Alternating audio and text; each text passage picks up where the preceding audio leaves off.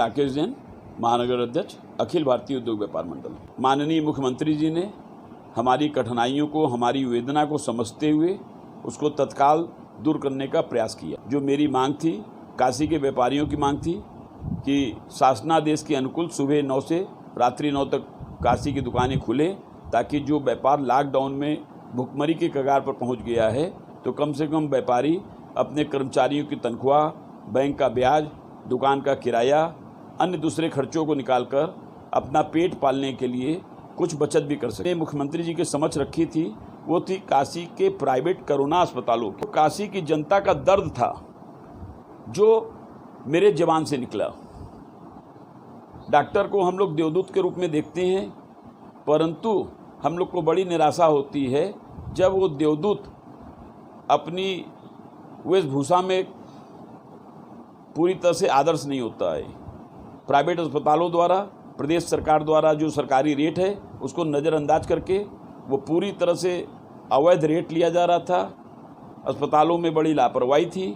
मैंने बहुत से काशी में अपने परिचितों को देखा है जिनके परिजन प्राइवेट अस्पतालों में 2 लाख, 2.5 लाख, 3 लाख रुपए नहीं जमा कर पाए, तो अस्पताल ने उनके परिजन को भर्ती नहीं किया। मुख्यमंत्री जी ने मुझसे वादा किया था कि वो सुबह 9 से रात्रि 9 बजे तक दुकान खोलने का आदेश देंगे। उसको उन्होंने किया। काशी में दुकान खुल भी रही है। दूसरा वादा उन्होंने किया था कि उस समस्या के निदान के लिए काशी आएंगे। आज मुख्यमंत्री जी का संभावित काशी का दौरा भी है।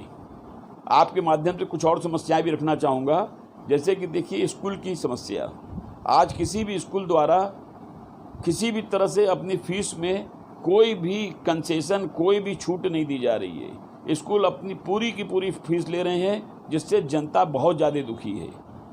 इसी तरह से छोटे व्यापारी और चाहे बड़े व्यापारी, छोटे व्यापारी तो भुखमरी के कगार पे पहुंच गए हैं, क्योंकि उनको दुकान का पूरा किराया देना है। बैंकों ने उनको लॉकडाउन की अवधि में कोई भी ब्याज माफ़ नहीं किया है। उस ब्याज को माफ़ करना चाहिए। दुकान के किराए को सरकार को कुछ स्पॉन्सर करना चाहिए। और दूसरी बात, किस तरह से व्यापारी अपने कर्मचारियों का खर्च निकालेगा, किस तरह से व्यापारी अपने बैंक का ब्याज देगा, किस तरह से जीएसटी के जो खर्चे होते हैं उसको भरेगा, किस तरह से व्यापारी अन्य दूसरे खर्चों को करेगा। 3 सितंबर को केंद्र सरकार, राज्य सरकार से आग्रह करूंगा कि व्यापारी दिवस घोषित किया जाए और हर शहर में जिले स्तर पर कुछ एक व्यापारियों को सम्मानित किया जाए। व्यापारी सम्मान का भूखा है, व्यापारी सहायता से भी ज़्यादा सम्मान का भूखा है। तो व्यापारी दिवस में व्यापारियों को सम्मान दें, जो व्यापारी को जो दिक्कतें हैं उसको दूर करें। 3 सितंबर का दिन इसलिए हमने बोला है, कोई और दिन भी रखा जा सकता है, लेकिन चूँकि 3 सितंबर हमारे संगठन का स्थापना दिवस है। ये संगठन कई दशकों से देश के व्यापारियों की सेवा करता आ रहा है, राष्ट्रीय स्तर पर जो सक्रिय है, और कभी भी इस संगठन पे कोई उंगली नहीं उठी है। इस संगठन न तो कभी चंदे में फंसा, न किसी चीज़ में। तो संगठन बड़े ईमानदारी से व्यापारियों की सेवा करता आ रहा है। सरकार तो चाहे तो किसी और दिन भी व्यापारी दिवस घोषित कर सकती है, लेकिन व्यापारी दिवस घोषित होना चाहिए, ये हमारी मांग है। 10 लाख रुपए तक का ऋण सरकार को ब्याज मुक्त व्यापारियों को कम से कम 5 साल की अवधि में देना चाहिए।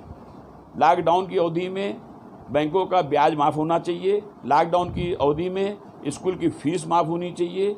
और लॉकडाउन की अवधि में जो ईएमआई ली जाती है, उस ईएमआई को भी माफ़ होना चाहिए। और सरकार जनता व्यापारी के साथ कदम से कदम मिला के खड़ी हो। देखिए, सुप्रीम कोर्ट का भी फैसला आया है कि लॉकडाउन की अवधि में सरकार द्वारा जो बैंक द्वारा जो ब्याज वसूला जा रहा है वो नहीं वसूलना चाहिए।